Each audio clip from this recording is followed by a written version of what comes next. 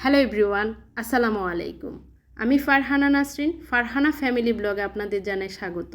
আজকের পর্বে আমি হাজির হলাম হোটেল স্টাইলের আলু ভাজি রেসিপি নিয়ে। চলুন দেখিনি কিভাবে হোটেলগুলোতে আলু ভাজি তৈরি করে।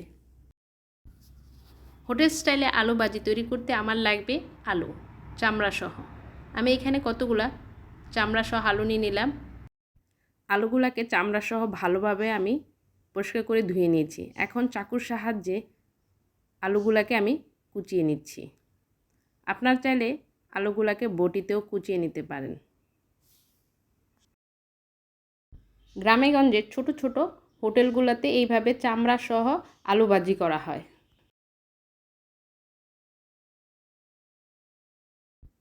সবগুলো আলু আমি কুচিয়ে নিয়েছি।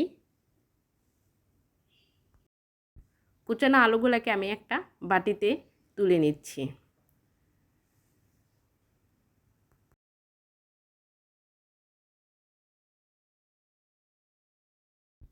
এখন নর্মাল পানি দিয়ে আমি কুচানো আলুগুলাকে আবারও ভালোভাবে ধুয়ে নিচ্ছি।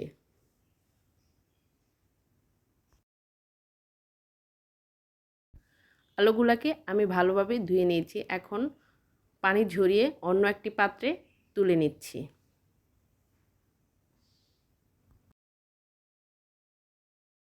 এখন চলে যাচ্ছি রান্নার পর্বে। চুলাতে একটি ফ্রাই প্যান বসিয়ে নিলাম। এর মধ্যে পর্যাপ্ত পরিমাণ সরিষার তেল দিয়ে নিলাম। তেলটা গরম হয়ে আসছে। এখন এর মধ্যে দিয়ে দিচ্ছি হাফ চা চামচ পরিমাণ পাঁচফোড়ন মশলা। এখন এর মধ্যে দিচ্ছি বড় সাইজের কুচানো একটা পেঁয়াজ আর দিয়ে দিচ্ছি কাঁচা পাকা মিলে 3টা কাঁচামরিচ।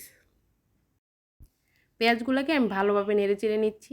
এগুলাকে বেশি ভাজা যাবে না, অল্প ভেজে নিতে হবে। এখন এর মধ্যে আমি দিয়ে দিচ্ছি পরিমাণ মতো হলুদ গুঁড়া। তেলের মধ্যে হলুদ গুঁড়া দিয়ে নিলে আলু ভাজির কালারটা খুবই সুন্দর আসবে। আর দিচ্ছি স্বাদ মতো লবণ। এখন আমি আরেকটু ভালোভাবে নেড়ে নিচ্ছি।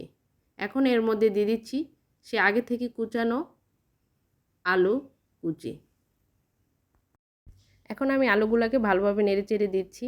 আর এর মধ্যে সামান্য একটু পানি দিয়ে দিচ্ছি। পানি দিয়ে ঢাকনা দিয়ে ঢেকে দেব। ঢাকনাটা সরিয়ে নিলাম। আবারও আমি আলু ভাজিগুলোকে আরেকটু ভালোভাবে নেড়ে চেড়ে নিচ্ছি। আর এর মধ্যে এখন দিয়ে দিচ্ছি 1 চা চামচ পরিমাণ গরম মশলার গুঁড়া। এখন আমি আবার ঢাকনা দিয়ে ঢেকে দিচ্ছি। ঢাকনাটা সরিয়ে নিলাম। আর আরেকটু ভালোভাবে নেড়ে চেড়ে নিচ্ছি। আর চেক করে নিচ্ছি আলুগুলা সিদ্ধ হয়েছে কিনা। দেখুন আলুগুলা সিদ্ধ হয়ে গেছে। আমার আলু ভাজি হয়ে গেছে। এখন আমি এর মধ্যে দিয়ে দিচ্ছি 1 মুঠ পরিমাণ কুচানো ধনেপাতা কুচি। আপনারা চাইলে এভাবে গরম গরম এটা রুটি ভাতের সাথে পরিবেশন করতে পারেন। আশা করছি আমার আজকের এই আলু ভাজির রেসিপিটি আপনাদের ভালো লেগেছে। ভালো লাগলে প্লিজ আমার চ্যানেলটি সাবস্ক্রাইব করে আমার পাশে থাকবেন। আর ফ্যামিলি ও বন্ধুদের মাঝে শেয়ার করে দিবেন। সবার সুস্বাস্থ্য কামনা করে আজকের মতো আমি এখানে বিদায় নিচ্ছি। আবারও হাজির হব নতুন কোনো রেসিপি নিয়ে। আল্লাহ হাফেজ।